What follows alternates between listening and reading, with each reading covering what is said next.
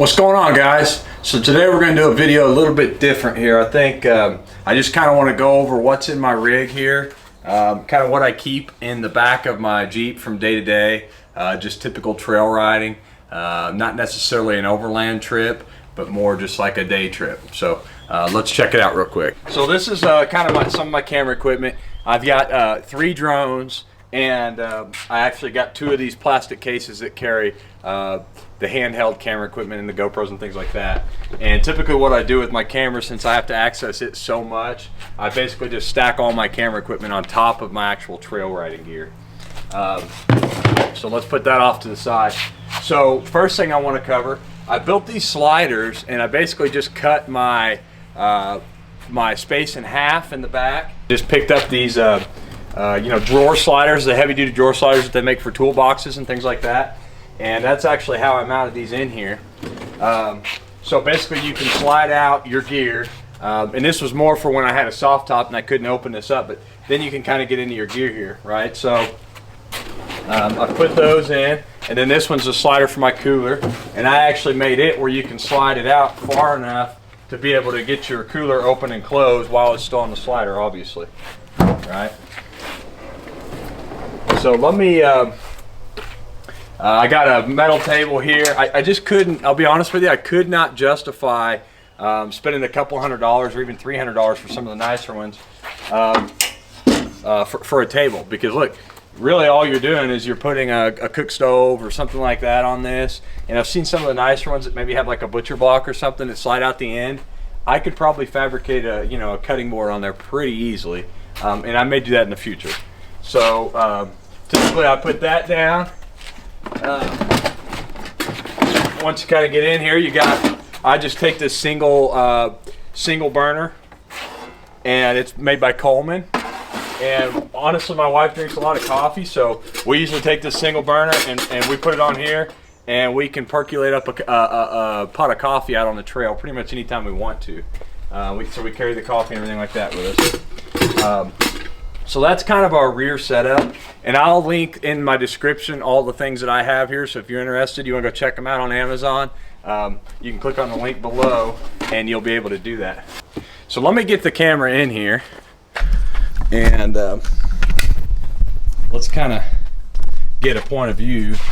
So a couple things that I want to go over. So over here you can see that I have my DeWalt charger, and it's tied into 12 volt, and that is for my DeWalt chainsaw. And I can't tell you how important it is to have some sort of chainsaw out on the trail, guys. And I'll put a link in the description for mine. This is a 20 volt chainsaw, but this is perfect for cutting branches and tree limbs and things like that out of your trail. And the reason I go with electric, because see, I've got this little gas one over here that's actually a Echo, and this was great for years when I was off-roading on side-by-sides. But now, since I'm pretty much stuck on the inside of a cab, nobody wants to smell gas. So I went over to an electric, and then I just keep a little tiny thing of bar oil over here, and that's sufficient for me. So back to over this spot, you can see I put 2 12 volt outlets in here. One of them runs my refrigerator, and I keep it unplugged unless I'm using it. And then the other one runs this fancy little light here. And this thing is another great investment, and I will link it in the description. But as you can see, it comes with this little remote, and you actually press this remote button, and it turns this overhead light off and on. And that thing doesn't look bright in the day, but I mean, it is super bright at night, and it lights up this whole area for cooking, or anything if you're going to go on an overlanding trip, or if you just need to see in the back of here. Which actually brings me to this next light, which was the first one that I installed. This little guy here, you can push to turn on like that, and you've got all your different colors. You've got red and green and blue, and then also what's nice about this one is it actually just twists off, and it's a rechargeable flashlight. And that's kind of just my emergency gear flashlight. Also, that one helps really good for seeing in the cooler. The cooler's got a built-in light back here, but that one helps. And which brings me to the next thing. This cooler has been amazing, guys. This is the Osranovic 50L. Actually, it's 50 quarts, I believe, 48, somewhere in there. And you really can't ask for a better bargain for a overlanding cooler. You've got a large amount of space in this thing. And you can get these nice covers for them, so it keeps it protected, and it's also an insulator. I'm not sure, there you can see in there. So pretty awesome setup with that. I'm happy with it. Back over here to my gear on the right. This is my Goal Zero lantern. I've looked at a lot of different lanterns, and we actually have always done, we've carried several different over the years, and we've always really liked Streamlight. And when I went and looked at this thing, it just kind of gave me that old school lantern feel, and that's why I wanted to go ahead and get this one. And it's super bright, and then you can charge your USB devices from it. And then here's the cool thing. Let me see if I can get video of it. You can actually charge the battery on this by winding it. You know, there were some old school lights and stuff like that used to do that. They give one of their probably like their 400 lithium Yeti setup a try and see kind of where we get with that. But really like this lantern a lot. It's very bright. Obviously we've got our fire extinguisher in case of emergency. Hopefully it doesn't come to that, because usually you got a major issue then. Over here we've got kind of these gear bags. Let me see if I can pull my cooler out of the way. And these take advantage of the MOLLE system, which has been very popular in the military. And I just kind of use this as my tool bag. You see I've got a handsaw here, flashlight, some screwdrivers, some sockets, some air tools, and then fuses and electrical things. There's also a med kit in there. So in my case here, that goes right there, and it kind of stays right up out of the way. So let me see if I can. So obviously we've got some camera equipment. We won't really take a look at that. If there's anybody that's interested in seeing kind of what I use day to day for cameras, or if you're interested in knowing what types of drones I use or how I get my shots, or audio equipment or anything like that, and you'd like to see maybe a video on that equipment that I take with me and not so much the off-road equipment, just comment below and let me know, and I'll put together a video for that. So I've got a couple of chairs in here, right? So these are small chairs. They're really easy to carry along. You can see they don't hardly take any space. I just kind of throw them on top of my tote instead of a lid. And these chairs are really nice. I think I paid $5 a piece for them over at Academy, and they've got a little bag in them. So if you're overlanding and you're limited on space, and I'm 240 pounds, guys, so these chairs hold me. So I imagine that somebody, you know, even a little bigger than me could probably get in one. So we keep two of these on hand, one for me and one for my wife. And we really like them. You can use them as a stool like that or as a chair. Obviously we have a hammock, which the kids are always fighting over. This was a Tanu cover, and I kind of just figured I'll keep it in there, maybe use it as a tarp because I don't have a soft top anymore. Some chainsaw gloves. And this is just typical day-to-day stuff. This is the stuff that I leave in my Jeep. I don't ever take it out. Spoon for stirring coffee, probably. Okay, percolator, we went over that. We keep one of these skillets in here basically all the time, just in case. And one pot, just in case, with a cup. My wife's the coffee drinker. I keep a little SOG hatchet in there. This is kind of a nice little item to have if you just need to trim some branches out of the way to keep your rig from getting scratched up. This is something that I'm happy with. I really like this item here. So this is the Zippo hatchet. So what's really cool about this Zippo hatchet is you can take this cover off here. All right, so this covers your hatchet. Okay, and really it's like, kind of like a tomahawk almost. It's in between a hatchet and an axe. So you've got a hammer spot on the back there where you can hammer tent stakes in and things like that. But now the cool part is you slide this open, and I haven't done this in a while.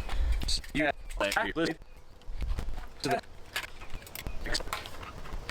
haven't used the saw part yet, but check that out. So now you've got a hacksaw for emergencies. If you need to hacksaw a tree or a limb or something that's too big to kind of mess with your hatchet. But if you're an overlander, these are absolutely awesome because a lot of times you aren't going to have room on an overlanding trip to maybe pack a chainsaw or pack a big saw, or if your battery dies or whatever, you run out of gas. this is what you have to kind of cut up some firewood, and all the space it takes up is the space that an axe or a hatchet would take up. So pretty awesome tool here if you're an overlander. And again, I'll put the link in my description. And once again, Zippo didn't pay me to say this or anything like that. This is just a really cool device, and I want to share it with you guys. So check the link below if you want to maybe get one. I think they're like 60 bucks. Like it's about the cost of what you pay for like a decent axe or something. So check them out. Zippo, if you're watching, you can pay me to say that. Okay, so back to the little point of view here. All right, so let's move my Zippo Axe out of the way, and just kind of a close-up of it. And it's kind of all like a polymer plastic. Okay. Here's another little stool that I carry. This one, again, the kids can kind of fight over it. We just, you know, you can't have too many chairs out there, especially when you do any riding with, you know, old timers or things like that. Then, you know, they need seats sometimes. So there's our coffee. Can't ever leave the house without coffee. And there's another coffee cup. This net here, this is like a cargo net. And this thing I actually can hang from those top racks up in here. And then whenever you do a long overlanding trip or something like that, you don't have a place to put pillows and sleeping bags, you could actually just kind of hang them from the cargo net above your heads. And you know, for bigger people, there's not much headroom, but if it's just kids in the back, then you'll have enough room. This is a small paring knife, tape measure. Here's another one of those chairs. So we've actually got a total of 4 chairs that we can take around with us, 2 for the kids and 1 for me and 1 for my wife. Here's our dishes. And something I'll say about dishes is if you use plastic stuff or you use non-stick or things like that, they clean up so much easier with a limited amount of water, which, you know, if you're an overlander, you know you usually have a limited amount of water. There's a light that's actually supposed to stick there. Reynolds wrap, you can't ever go without this, because if you don't have a way to cook, you can just wrap your meat or whatever you need in Reynolds wrap, and you can cook it right on the fire. So, you know, maybe keep some of that in your overlanding rig. Chicago steak seasoning. We normally cook burgers or chicken or hot dogs or steaks or stuff like that out on the trail. This is what we always use, no matter what meat we have. Tongs. We pretty much quit carrying spatulas, and we just started kind of carrying these tongs that are thicker, so you can actually flip burgers and things like that with them, along with cooking other food with the tongs, as opposed to you know, burger flippers, you know, really just kind of one thing. Dude wipes. All my dudes out there, you know what's going on. Sometimes you gotta, you know, take care of business. Maybe this is the AC adapter for my refrigerator in case I want to plug it in on the inside somewhere. This is my Rhino Strap. Luckily, I haven't even had to use this thing yet. See if I can get it open here. Yeah, I think it's brand new. Yeah, I mean, the tie hadn't even been off of it. So, guys, straps are super important. Make sure you have one of these. It may not need to be for you, but something that I'll say, and I can't really say it enough, is stay away from chains, stay away from cables. If you can use synthetic or you can use straps, please do. Like, every time that somebody gets a winch out that has a cable or a chain or anything like that, I get scared. You can look up videos over and over and over again on YouTube of chains breaking and killing people. You know, these cables snapping. Look, spend the extra couple $100, play it safe. Not to mention, it's a lot easier to work with. Chains are heavy and they're a pain in the butt. Cables, you get cable splinters and things like that. Don't even waste your time. Spend a little more money and get what you should. That's a lot safer anyway. So let's get back to it. Sorry, now that I'm kind of off my high horse here. This is a little tool bag. Basically, I just use that to carry some tools in.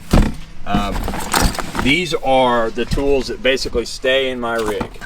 I've got my Milwaukee flashlight, mostly for the camping. I actually use my lanterns and stuff. But in this same bag is a torque driver and sockets and things like that for changing tires. So those are kind of my everyday devices that I have to leave in here. Back here we got a tire patch kit. All right. So that's pretty much what I carry day to day, guys. if you see something in here that you like and you got any questions about it or anything like that, reach out to me. Comment below on YouTube, and or if you want to reach out to me on Facebook. Or look, we've got a whole storefront on our website. We've got two different options. We've got our shop, which at our shop you can buy our t-shirts and our stickers and our things like that to support our brand and support Off-Road Recon. Also, not only do we have our shop where you can buy our gear, but we also have another storefront on our website where if you click on that, basically it's all the gear that we carry in our rig, and some of it's stuff we don't even have but we would like to have, and there's links there where you can click on it and read about it and go straight to the Amazon page where you can purchase it. So if there's anything on my rig that you see that you like, it's on there. If it's not on there, hang tight, it'll be on there soon. There's a lot of work to kind of transfer all that data over to our website from Amazon, so stay tuned. If there's something that you want to see, let me know and I'll see if I can get it on there quicker for you. So again, I've been with Off-Road Recon. Thanks for hanging in there with us. If you liked what you saw here, like, subscribe, share this video, and until next time, be careful out there on the trails, and I hope to see you.